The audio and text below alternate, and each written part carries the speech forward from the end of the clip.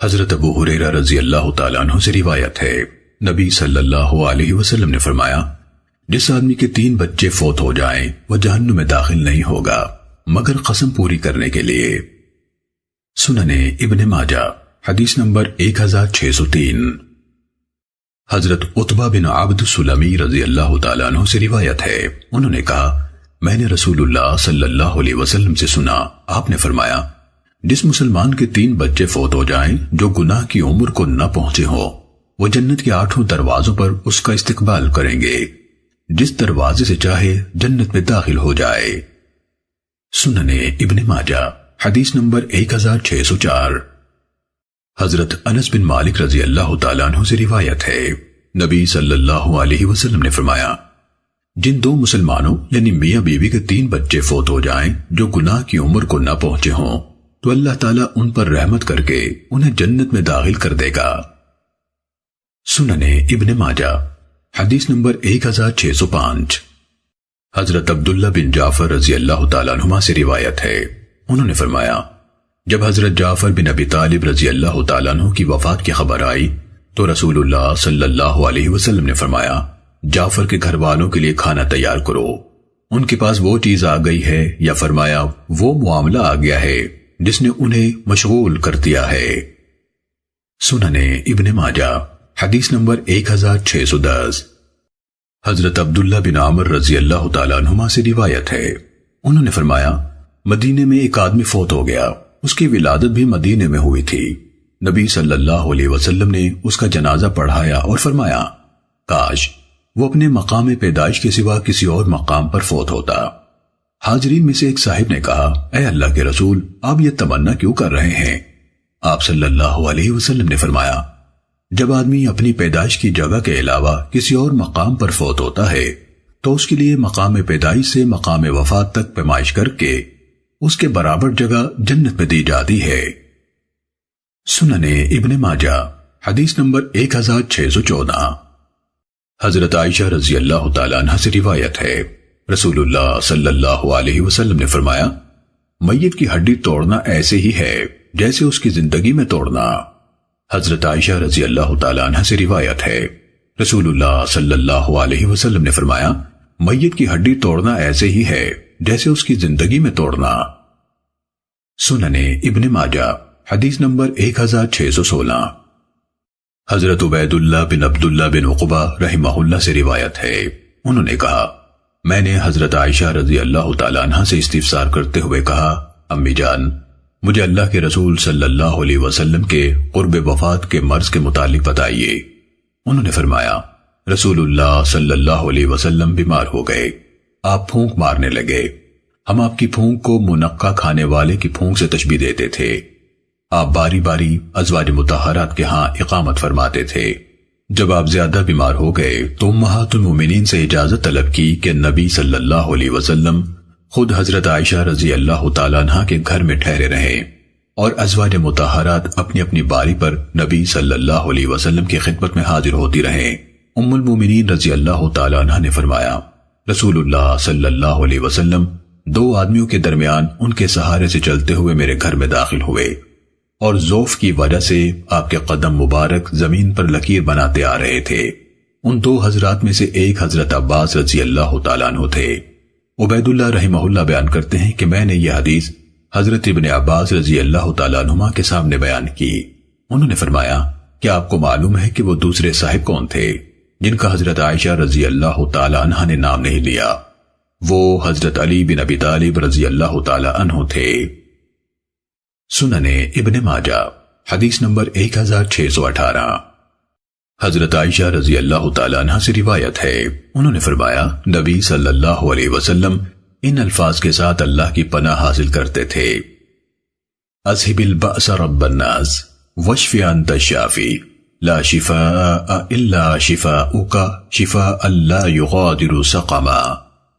اے انسانوں کے رب، بیماری دور کر دے اور شفا دے دے، تو ہی شفا دینے والا ہے، تیری شفا کے سوا کوئی شفا نہیں، ایسی شفا عطا فرما جو بیماری کو بالکل باقی نہ چھوڑے۔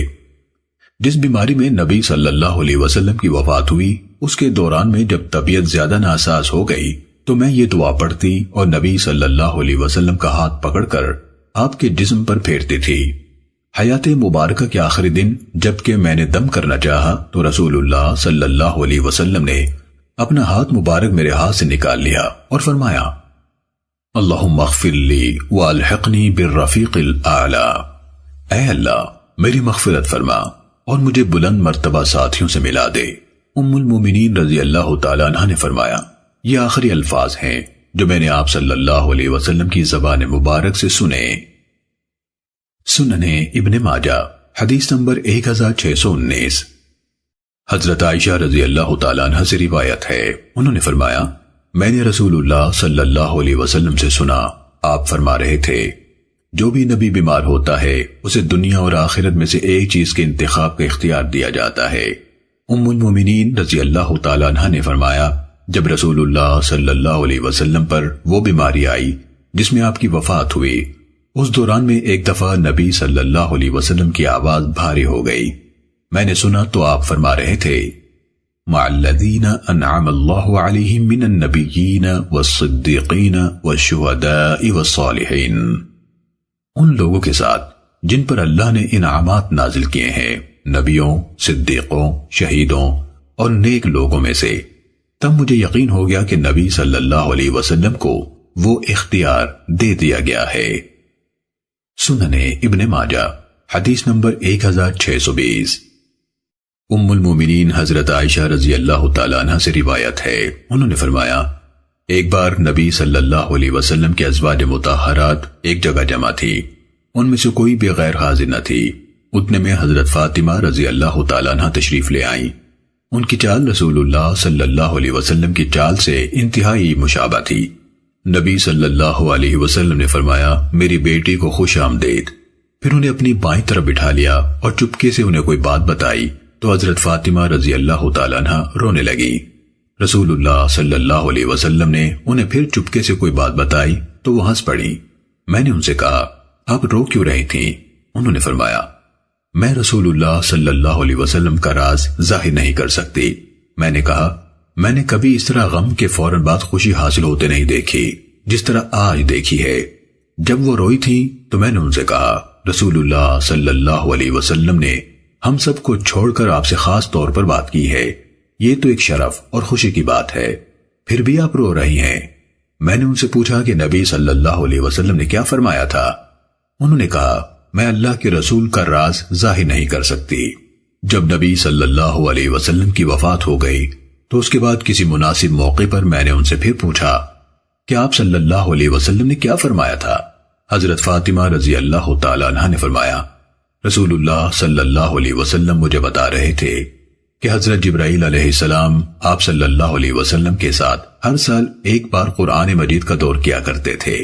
اس سال 2 بار دور کیا ہے اور آپ صلی اللہ علیہ وسلم نے فرمایا، میرا یہی خیال ہے کہ میرا وقت قریب آ گیا ہے اور میرے گھرانے میں سب سے پہلے تم مجھ سے ملو گی اور میں تمہارا بہتر پیش رو ہوں۔ یہ سن کر مجھے رونا آ گیا۔ پھر نبی صلی اللہ علیہ وسلم نے مجھ سے سرگوشی میں فرمایا، کیا تم اس بات سے خوش نہیں ہو کہ تم مومنوں کی عورتوں کی سردار ہو؟ یا فرمایا کہ تم اس امت کی عورتوں کی سردار ہو۔ اس خوشخبری کی وجہ سے مجھے ہنسی آ گئی۔ سننے ابن ماجہ حدیث نمبر 1621۔ حضرت عائشہ رضی اللہ تعالیٰ عنہ سے روایت ہے، انہوں نے فرمایا، میں نے رسول اللہ صلی اللہ علیہ وسلم سے زیادہ کسی پر تکلیف کی شدت نہیں دیکھی۔ سننے ابن ماجہ حدیث نمبر 1622۔ حضرت عائشہ رضی اللہ تعالیٰ عنہ سے روایت ہے، انہوں نے فرمایا، میں نے رسول اللہ صلی اللہ علیہ وسلم کو دیکھا جبکہ آپ کا آخری وقت تھا۔ آپ کے پاس پانی کا ایک پیالہ تھا۔ نبی صلی اللہ علیہ وسلم پیالے میں ہاتھ ڈالتے، پھر پانی والا ہاتھ چہرے پر پھیر لیتے، پھر فرماتے، اے اللہ، موت کی سختیوں پر میری مدد فرما۔ سننے ابن ماجہ حدیث نمبر 1623۔ حضرت انس بن مالک رضی اللہ تعالیٰ عنہ سے روایت ہے، انہوں نے فرمایا، میں نے آخری بار رسول اللہ صلی اللہ علیہ وسلم کے چہرہ مبارک کی زیارت اس وقت کی جب سوموار کے دن نبی صلی اللہ علیہ وسلم نے حضرت عائشہ رضی اللہ تعالیٰ عنہ کے حجرہ مبارکہ کا پردہ ہٹایا۔ میری نظر آپ کے چہرے مبارک پر پڑی تو وہ یوں محسوس ہو رہا تھا گویا قرآن مجید کا ایک ورق ہو۔ اس وقت لوگ حضرت ابو بکر رضی اللہ تعالیٰ عنہ کے اقتداء میں نماز فجر ادا کر رہے تھے۔ حضرت ابو بکر رضی اللہ تعالیٰ عنہ نے اپنی جگہ سے ہٹنا چاہا تو نبی صلی اللہ علیہ وسلم نے اشارہ فرمایا کہ وہیں کھڑے رہو اور پردہ گرا دیا۔ اسی دن کے آخری حصے میں آپ کی وفات ہو گئی۔ سنن ابن ماجہ حدیث نمبر 1624۔ حضرت اسود رحمہ اللہ سے روایت ہے، انہوں نے فرمایا کچھ لوگوں نے حضرت عائشہ رضی اللہ تعالیٰ عنہ کی موجودگی میں یہ ذکر کیا کہ حضرت علی رضی اللہ تعالیٰ عنہ وصی تھے، یعنی نبی صلی اللہ علیہ وسلم نے ان کے حق میں وصیت کی تھی۔ ام المومنین رضی اللہ تعالیٰ عنہ نے فرمایا نبی صلی اللہ علیہ وسلم نے انہیں کس وقت وصیت کی؟ جبکہ وفات کے وقت رسول اللہ کا سر مبارک میرے سینے پر یا فرمایا میری گود میں تھا، میں نے ان کو سینے یا گود کا سہارا دیا ہوا تھا۔ آپ نے برتن طلب فرمایا، اچانک میری گود ہی میں آپ کا جسم مبارک ڈھیلا پڑ گیا اور مجھے روح اقدس کے پرواز کر جانے کا احساس بھی نہ ہوا۔ پھر آپ نے وصیت کس وقت کی؟ سنن ابن ماجہ حدیث نمبر 1626۔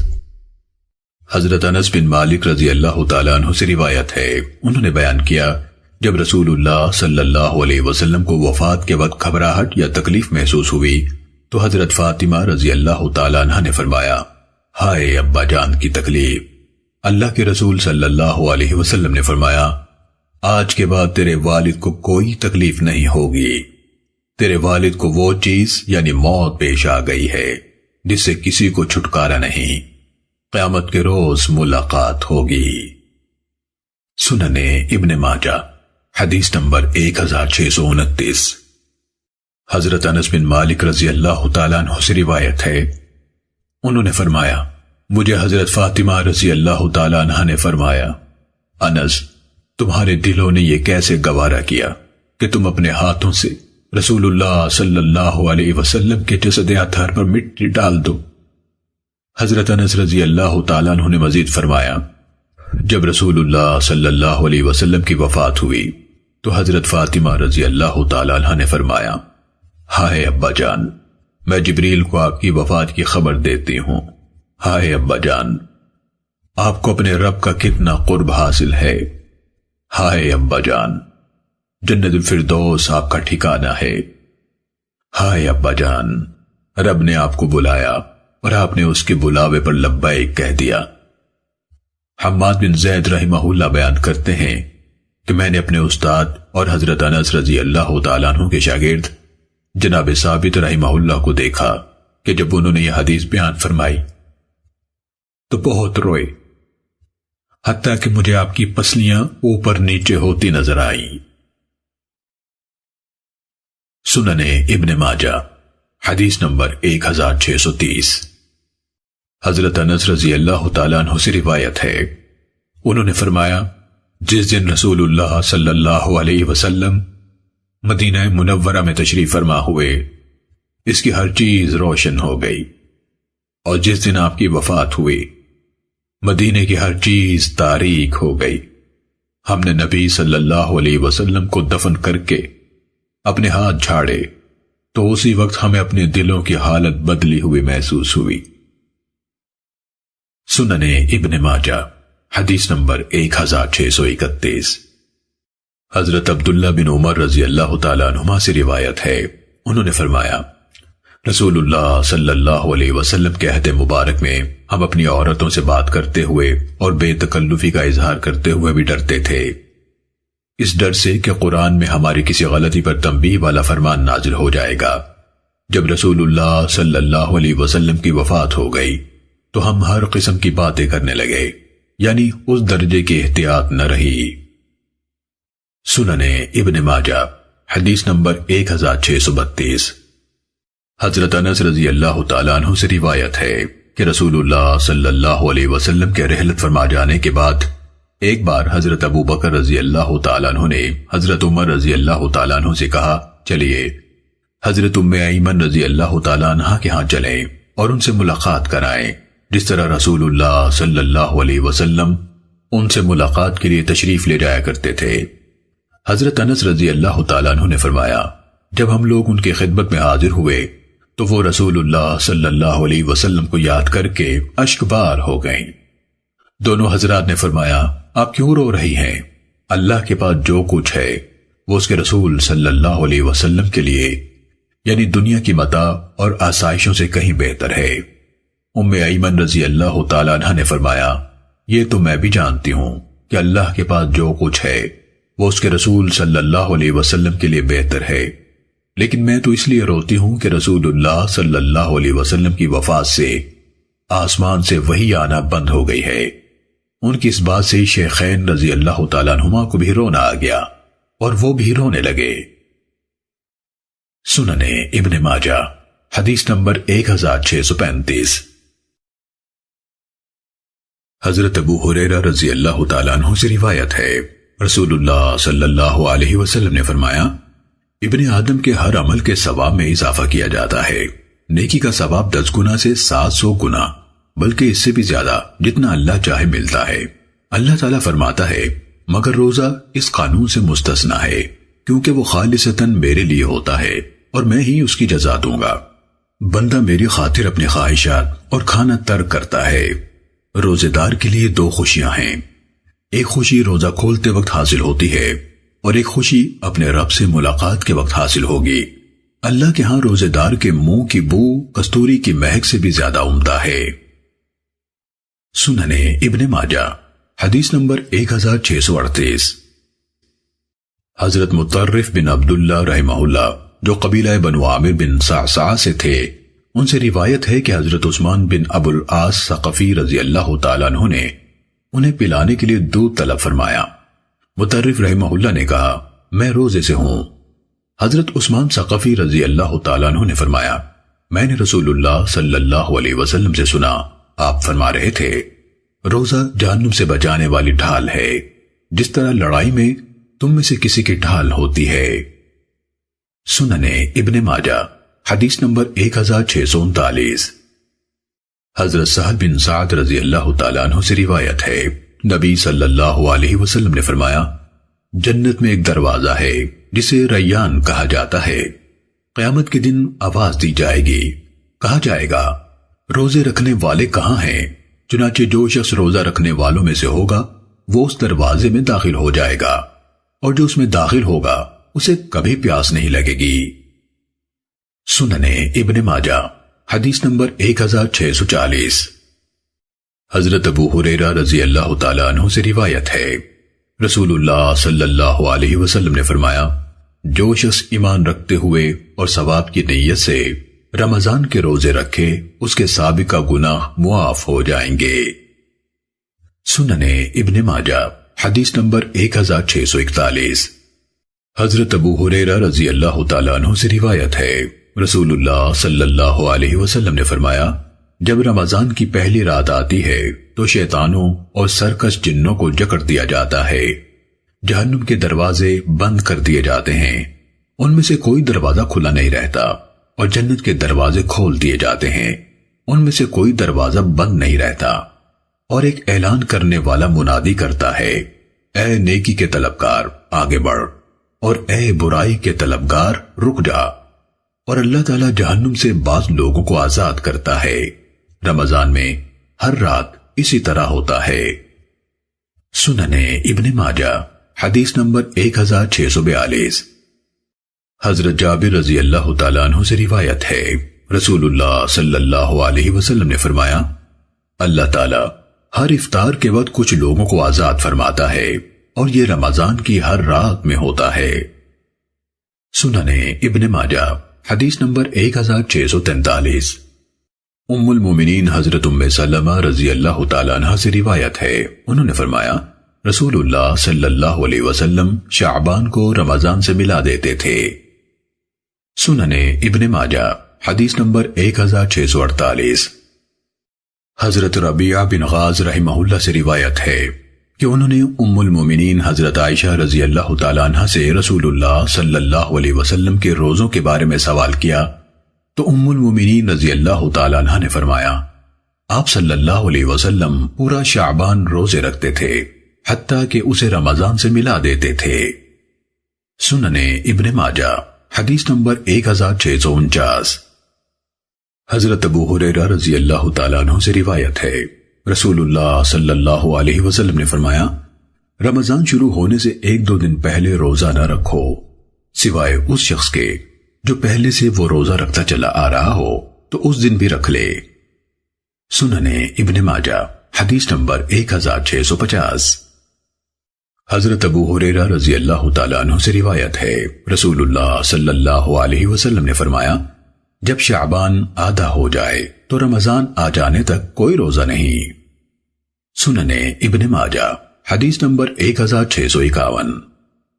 حضرت ابو عمیر عبداللہ بن انس بن مالک رضی اللہ تعالیٰ عنہ سے روایت ہے، انہوں نے کہا، مجھے میرے چچاؤں نے حدیث سنائی جو انصاری صحابی تھے۔ انہوں نے فرمایا، ہمیں شوال کا چاند بادل وغیرہ کی وجہ سے نظر نہ آیا تو ہم نے صبح کو روزہ رکھ لیا۔ دن کے آخری حصے میں ایک قافلہ آیا، ان لوگوں نے نبی صلی اللہ علیہ وسلم کے پاس گواہی دی کہ انہوں نے کل چاند دیکھا ہے، تو رسول اللہ صلی اللہ علیہ وسلم نے لوگوں کو حکم دیا کہ روزہ چھوڑ دیں اور اگلے دن عید کے لیے عیدگاہ کی طرف نکلیں۔ سننے ابن ماجہ حدیث نمبر 1653۔ حضرت عبداللہ بن عمر رضی اللہ تعالیٰ عنہما سے روایت ہے، رسول اللہ صلی اللہ علیہ وسلم نے فرمایا، جب تم چاند دیکھو تو روزے رکھو اور جب چاند دیکھو تو روزے چھوڑ دو، اگر تم پر بادل چھا جائے تو اس کا اندازہ کر لو۔ حضرت ابن عمر رضی اللہ تعالیٰ عنہما چاند سے 1 دن پہلے روزہ رکھتے تھے۔ سننے ابن ماجہ حدیث نمبر 1654۔ حضرت ابو ہریرہ رضی اللہ تعالیٰ عنہ سے روایت ہے، رسول اللہ صلی اللہ علیہ وسلم نے فرمایا، جب تم چاند دیکھو تو روزے رکھو اور جب دوبارہ چاند دیکھو تو روزے رکھنا چھوڑ دو، اگر تم پر بادل ہو جائیں تو 30 دن روزے رکھ لو۔ سننے ابن ماجہ حدیث نمبر 1655۔ حضرت ابو ہریرہ رضی اللہ تعالیٰ عنہ سے روایت ہے، رسول اللہ صلی اللہ علیہ وسلم نے فرمایا، مہینے کا کتنا حصہ گزر گیا ہے؟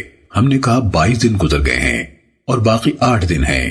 رسول اللہ صلی اللہ علیہ وسلم نے فرمایا، مہینہ اتنا ہوتا ہے اور مہینہ اتنا ہوتا ہے اور مہینہ اتنا ہوتا ہے۔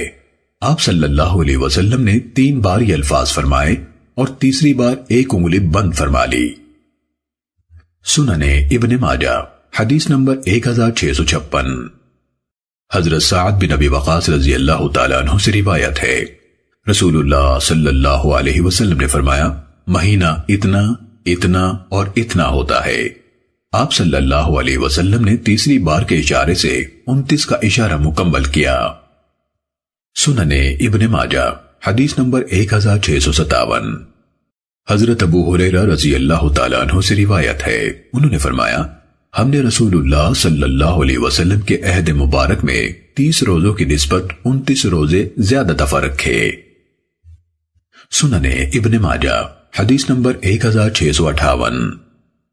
حضرت ابو بکر یعنی نفیع بن حارث ثقفی رضی اللہ تعالیٰ عنہ سے روایت ہے، نبی صلی اللہ علیہ وسلم نے فرمایا، عید کے 2 مہینے ناقص نہیں ہوتے، یعنی رمضان اور ذوالحجہ۔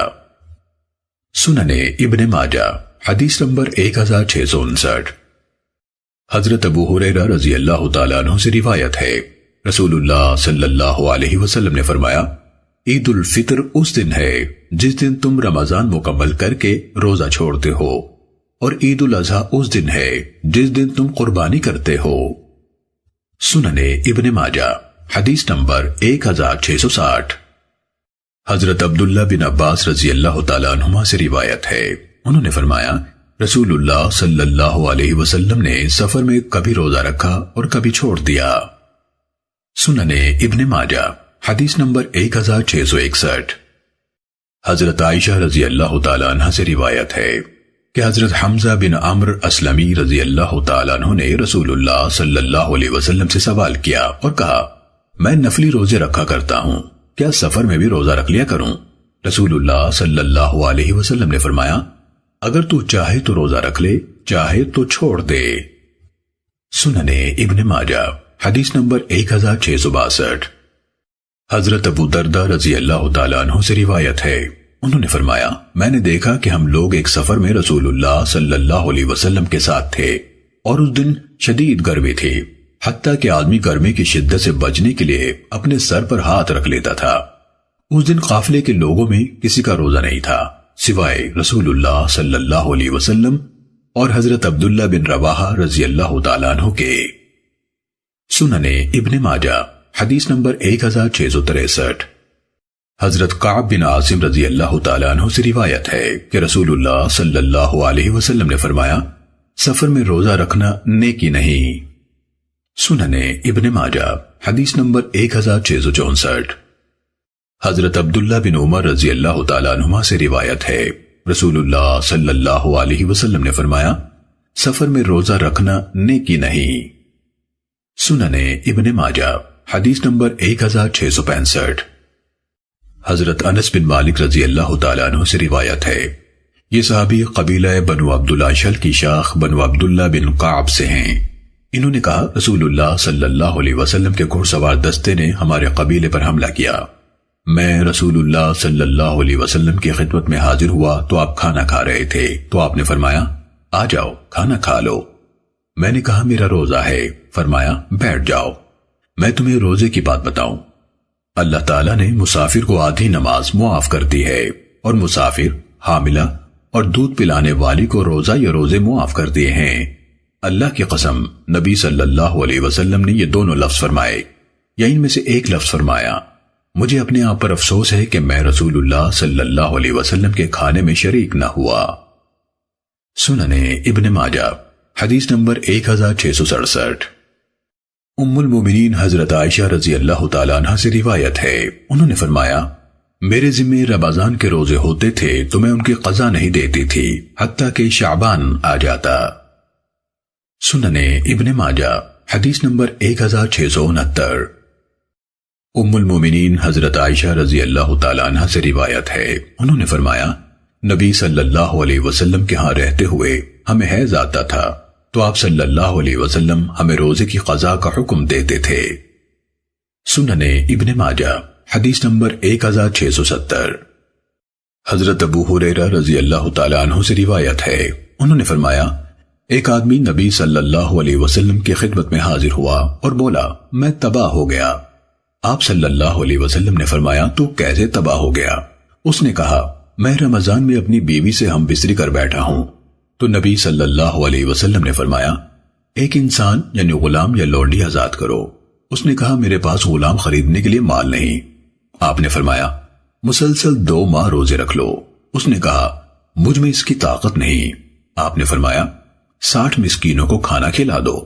اس نے کہا، میرے پاس اتنا مال بھی نہیں۔ آپ صلی اللہ علیہ وسلم نے فرمایا، بیٹھ جاؤ۔ تو وہ بیٹھ گیا۔ اسی اسنا میں آپ صلی اللہ علیہ وسلم کی خدمت میں کھجوروں کا ایک ٹوکرا لایا گیا جسے عرق کہا جاتا ہے۔ آپ صلی اللہ علیہ وسلم نے فرمایا، جاؤ یہ صدقہ کر دو۔ اس نے کہا، اللہ کے رسول، قسم ہے اس ذات کی جس نے آپ کو حق دے کر مبعوث فرمایا، مدینے میں دونوں پتھریلے علاقوں کے درمیان کوئی گھرانہ ہم سے زیادہ اس کا ضرورت مند نہیں۔ آپ صلی اللہ علیہ وسلم نے فرمایا، جاؤ اور یہ اپنے اہل و عیال کو کھلا دو۔ ایک دوسری سند سے حضرت ابو ہریرہ رضی اللہ تعالیٰ عنہ سے مروی ہے کہ رسول اللہ صلی اللہ علیہ وسلم نے فرمایا، اس روزے کی جگہ ایک دن کا روزہ رکھ لینا۔ سننے ابن ماجہ حدیث نمبر 1671۔ حضرت ابو ہریرہ رضی اللہ تعالیٰ عنہ سے روایت ہے، رسول اللہ صلی اللہ علیہ وسلم نے فرمایا، جس نے روزے کی حالت میں بھول کر کچھ کھا لیا اسے چاہیے کہ اپنا روزہ پورا کرے، اسے اللہ نے کھلایا اور پلایا ہے۔ سننے ابن ماجہ حدیث نمبر 1673۔ حضرت اسماء بنت ابو بکر رضی اللہ تعالیٰ عنہ سے روایت ہے، انہوں نے فرمایا، رسول اللہ صلی اللہ علیہ وسلم کے زمانے میں ایک ابر آلود دن میں ہم نے روزہ کھول دیا، یعنی یہ سمجھے کہ سورج غروب ہو چکا ہے، لیکن پھر بادل ہٹ گئے اور سورج نکل آیا۔ ابو اسامہ رحمہ اللہ کہتے ہیں، میں نے ہشام بن عروہ رحمہ اللہ سے کہا، کیا انہیں روزے کی قضا کا حکم دیا گیا تھا؟ انہوں نے کہا، یہ تو ضروری تھا۔ سننے ابن ماجہ حدیث نمبر 1674۔ حضرت فضالہ بن عبید انصاری رضی اللہ تعالیٰ عنہ سے روایت ہے، انہوں نے فرمایا، نبی صلی اللہ علیہ وسلم ایک ایسے دن ان کے پاس تشریف لائے جس دن آپ روزہ رکھا کرتے تھے۔ آپ نے پانی کا برتن طلب فرمایا اور پی لیا۔ ہم نے کہا اے اللہ کے رسول، یہ تو وہ دن ہے جس دن آپ روزہ رکھا کرتے تھے۔ فرمایا ہاں، لیکن مجھے قے آ گئی تھی۔ سننے ابن ماجہ حدیث نمبر 1675۔ حضرت ابو ہریرہ رضی اللہ تعالیٰ عنہ سے روایت ہے، رسول اللہ صلی اللہ علیہ وسلم نے فرمایا، سینگی لگانے والے اور لگوانے والے نے روزہ کھول دیا۔ سننے ابن ماجہ حدیث نمبر 1679۔ حضرت ثوبان رضی اللہ تعالیٰ عنہ سے روایت ہے، انہوں نے فرمایا، میں نے رسول اللہ صلی اللہ علیہ وسلم کو یہ فرماتے سنا ہے، سینگی لگانے والے اور لگوانے والے نے روزہ کھول دیا۔ سننے ابن ماجہ حدیث نمبر 1680۔ حضرت شداد بن اوس رضی اللہ تعالیٰ عنہ سے روایت ہے کہ وہ مقام بقی میں رسول اللہ صلی اللہ علیہ وسلم کے ساتھ چلے جا رہے تھے کہ آپ ایک آدمی کے پاس سے گزرے جو سینگی لگوا رہا تھا۔ اس وقت رمضان کی 18 راتیں گزر چکی تھیں، تو رسول اللہ صلی اللہ علیہ وسلم نے فرمایا، سینگی لگانے والے اور لگوانے والے نے روزہ کھول دیا۔ سننے ابن ماجہ حدیث نمبر 1681۔ حضرت عبداللہ بن عباس رضی اللہ تعالیٰ عنہما سے روایت ہے، انہوں نے فرمایا، رسول اللہ صلی اللہ علیہ وسلم نے روزہ رکھ کر احرام کی حالت میں سینگی لگوائی۔ سننے ابن ماجہ حدیث نمبر 1682۔ حضرت عائشہ رضی اللہ تعالیٰ عنہ سے روایت ہے، انہوں نے فرمایا، نبی صلی اللہ علیہ وسلم ماہ رمضان میں روزے کی حالت میں بوسہ لے لیتے تھے۔ سننے ابن ماجہ حدیث نمبر 1683۔ حضرت عائشہ رضی اللہ تعالیٰ عنہ سے روایت ہے، انہوں نے فرمایا، رسول اللہ صلی اللہ علیہ وسلم روزے کی حالت میں بوسہ لے لیتے تھے، اور تم میں سے کسے اپنی خواہش پر اتنا قابو ہو سکتا ہے جتنا رسول اللہ صلی اللہ علیہ وسلم کو اپنی خواہش پر قابو حاصل تھا۔